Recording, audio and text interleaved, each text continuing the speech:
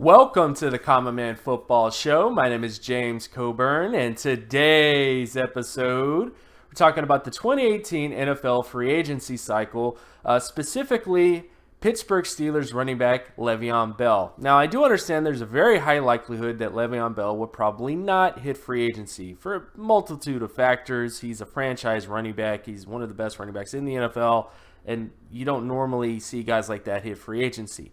But I wanted to do this video just to preview a lot of the data and a lot of the analytics that are going to be in my upcoming NFL free agency guides. I already have a guide done for the quarterback group hitting free agency. Guys like Kirk Cousins, Drew Brees, Case Keenum, Sam Bradford.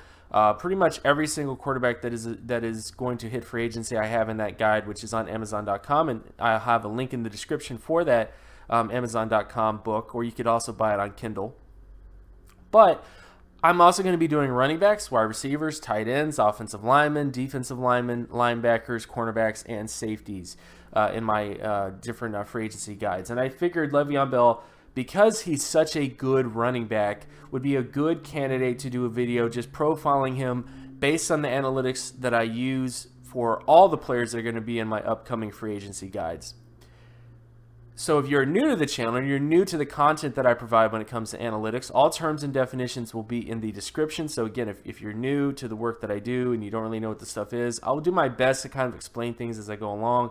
But I do understand that it's a lot of information that is not, it's just not common. You don't commonly get this information everywhere, but it is information that you need to know when it comes to NFL players and their projection to the next level. So what we're going to do today, again, is we're going to look at Le'Veon Bell based on what he looks like pre-draft, like what his pre-draft profile looked like, which gives you a good idea of what their NFL career could look like.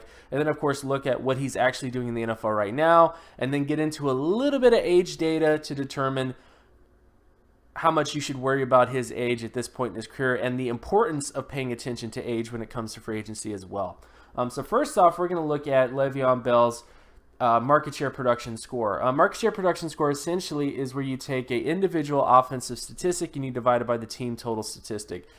So in this case, we're talking about total yardage of a running back, which is passing yards plus rushing yards divided by the team's passing yards and rushing yards. So for example, if a running back has 1,000 yards of all-purpose on a team that has 4,000 yards of all-purpose, and that running back has 25%, market share production essentially. But what you do with that number is you take that number and you compare it to every single running back performance since the 1969 NFL draft class, and then boom, you have a way to compare where all the all-pro running backs typically ended up, where the Pro Bowl running backs typically ended up, and then so on and so forth in terms of the bottom end thresholds at the position. And when it comes to Le'Veon Bell's market share production score, he had a 95.88 out of 100 compared to every single running back since the 1969 NFL draft class, which pretty much hits every single threshold you're looking for when it comes to all-pro potential and Pro Bowl potential in their overall career. So essentially, Le'Veon Bell coming out of college, based on his production profile alone,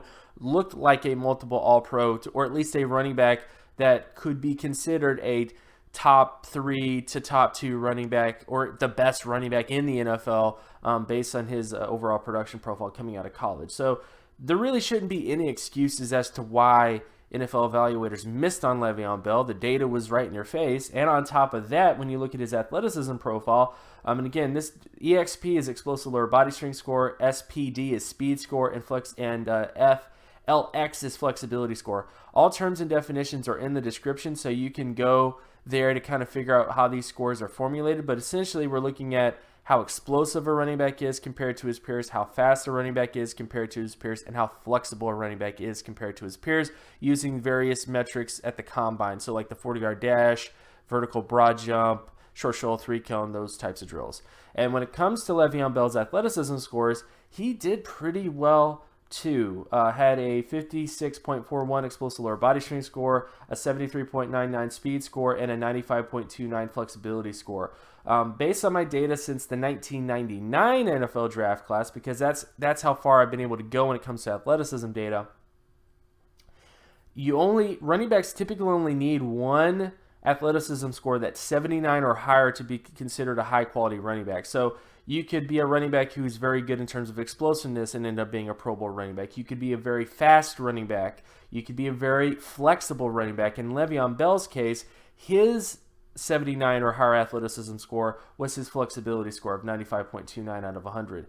So based on Le'Veon Bell's pre-draft profile, he hit all the production metrics that he needed to hit, and on top of that, he had one athleticism trait necessary to become a multiple All-Pro to multiple Pro Bowl running back. So from the very get-go, Le'Veon Bell should have been valued as a potential top 5 running back at the NFL level or better, which just, I mean, there's no other ways around it. Le'Veon Bell's profile was excellent. It was fantastic in terms of his pre-draft profile. He just happened to fall to the second round because of various reasons that the NFL usually comes up with. But the bottom line is very strong pre-draft profile, which can say a lot about what their NFL potential is, which let's get to his NFL potential. So what we're looking at now is Le'Veon Bell's market share. MSPY is passing yardage market share. So that's essentially how much he made up the passing game compared to every running back in that time, and basically since 1999. OMS is offensive market share, so that's basically total market share compared to every running back in that time span as well.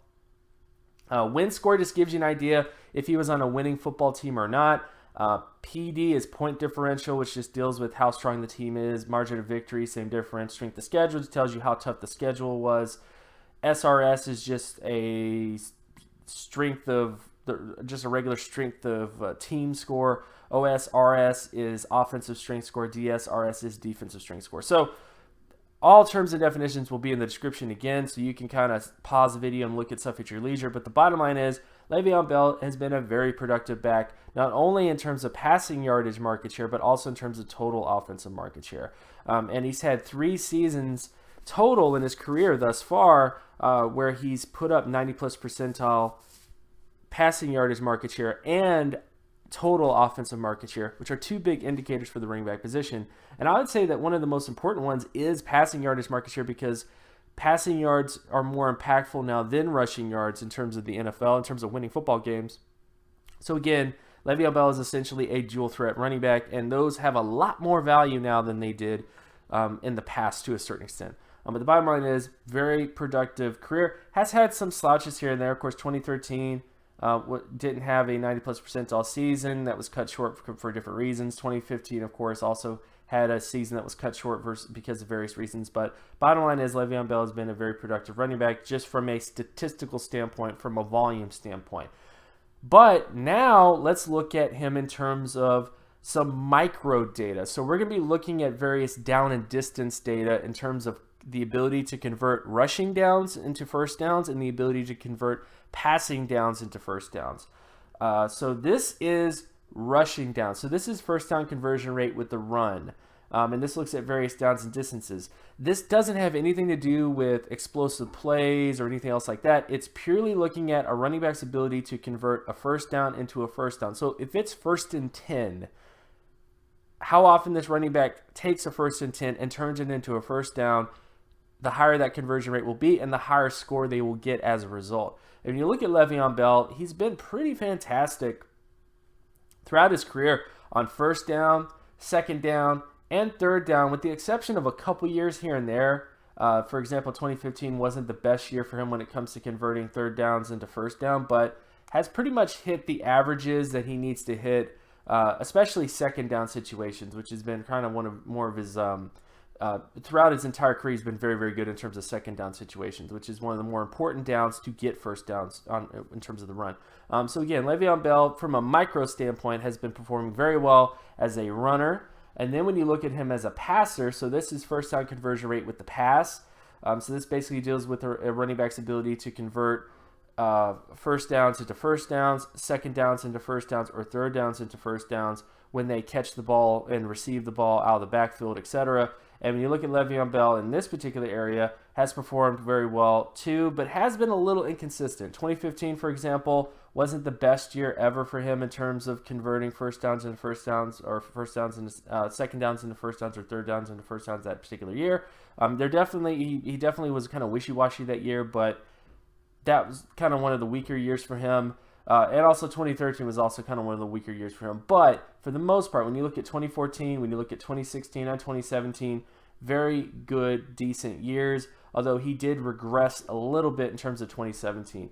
But the bottom line is, pretty decent running back when it comes to catching the ball out of the backfield and converting those passes into big plays, etc. The last thing we're going to look at, so this is kind of going to be the cherry on top, is age. Le'Veon Bell was 25 years old last year, is going to be 26 years old in the upcoming year, and this is why this matters. So this chart right here deals with the number of above-average running back performances per age since the 1969 NFL draft class. So essentially, it just shows you how, like, in terms of above-average running back performances, this is what the age typically is. And as you can clearly see, running backs typically peak at age 24.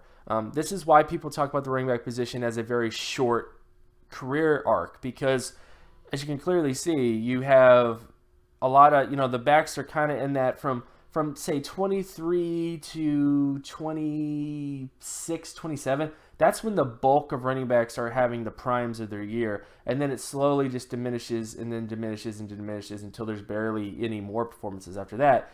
So that is the one thing you have to worry about with Le'Veon Bell, is he has put in some really great performances. Again, 3 seasons in his 5-year career that have been 90-plus percentile in terms of his overall data, whether you're talking about passing yardage market share or rushing downs, or rushing downs. But he's going to be turning 26, so you have to understand that he's now going to be in that downward trajectory in terms of what most running backs do. Now, I will say this much. The running backs that typically buck the trend, so we're talking about the running backs that typically perform really well into their later 20s and into their 30s, are the running backs that typically had very high market share production in their career. So guys like Emmitt Smith, guys like Marcus Allen, like the sort of the high-end running backs that we think of that are really doing their thing into their 30s or their late 20s are typically guys that performed really well in terms of market share data when they were younger. So that's the one thing that you could put on Le'Veon Bell and say that he most likely will buck the trend because he's such a high-quality running back. Because, again, when you're that talented, talent does diminish, but not at a level where it really affects too many things. But you do need to be a little bit wary of the fact that he is going to be hitting that area where most running backs typically decline. So that would be the only major concern with Le'Veon Bell. Bottom line is, I think if you give Le'Veon Bell a 4-year contract extension, somewhere around there, and you pay him like a top running back, like a top 5 running back. In fact, you should honestly pay him to be the top paid running back in the NFL currently. I think if you give him a 4-year contract and pay him like a top running back, I don't really think you're going to lose much money in this particular area.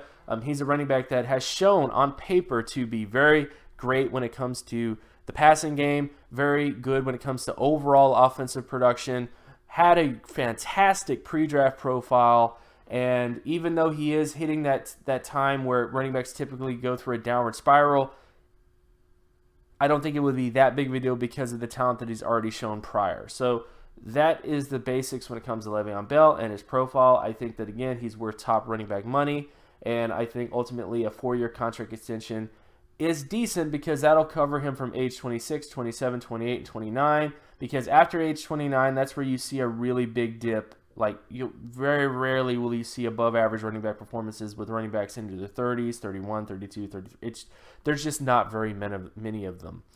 So you just have to you have to know that fact. And again, a 4-year contract extension I think is very fair. It covers him up into his late 20s, and then at that point, you either cut bait or you give him another contract if you think he's still spry and still has a little bit of juice left in the tank. And of course, my name is James Coburn. You can find my other work at draftcoburn.wordpress.com. And you can also follow me on Twitter at Geometrics. And if you like this content and you want more content like this, be sure to leave a like and subscribe. Share this video as well with anybody that you know. Hit that notification button so that you're always reminded when another video of mine drops. And I'll talk to you guys in the next video. Peace.